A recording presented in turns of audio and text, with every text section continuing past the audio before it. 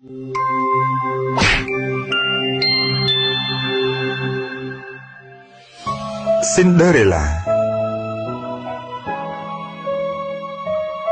មានបុរសមានទ្រព្យសម្បត្តិម្នាក់គាត់មានប្រពន្ធកំពុងតែដេកឈឺនៅពេលនាងចិត្តដាច់ខ្យល់នាងបានហៅកូនស្រីរបស់នាងមកជិតកូនសម្លាញ់ពេលម៉ាក់ស្លាប់ទៅត្រូវធ្វើជាក្មេងល្អណាស់ព្រះនឹងតាមថែរក្សាកូនម៉ាក់នឹងតាមមើលកូនពីឋានសួគ៌ហើយម៉ាក់នឹងនៅជិតកូនជានិច្ចបន្ទាប់មកគាត់ក៏បិទភ្នែកស្លាប់ទៅ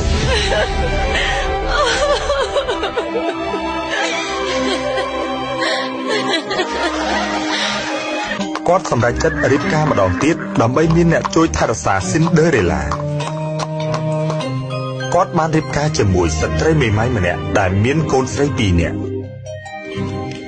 Cinderella រស់នៅជាមួយម្ដាយចុងកំណើតនិងបងប្អូនស្រី2នាក់ទៀតដែលចិត្តអាក្រក់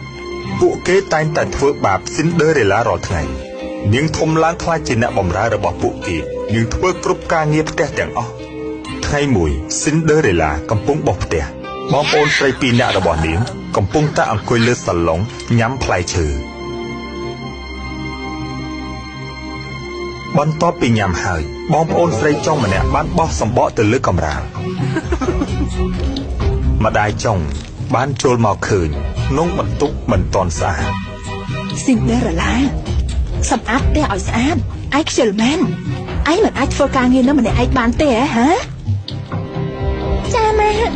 ខ្ញុំនឹងធ្វើម្នាក់ឯងឲ្យខ្ញុំសុំតោះ Cinderella បានធ្វើម្ហូបនិងលាងចាន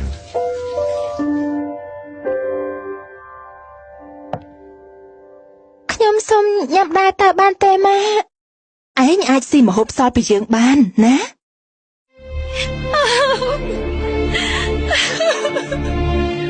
អើយ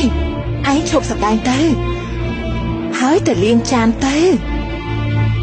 Cinderella លាងចាននាងគេងនៅបន្ទប់តូចមួយក្រោមដំបូលរាល់យប់នាងយំនិងគេងទាំងឃ្លានពួកកណ្ដុរតូចៗនឹងចាប់មើល Cinderella ហើយមានអារម្មណ៍អាណិតនាងពួកវាបានខ្លាចជាមិត្តរបស់នាង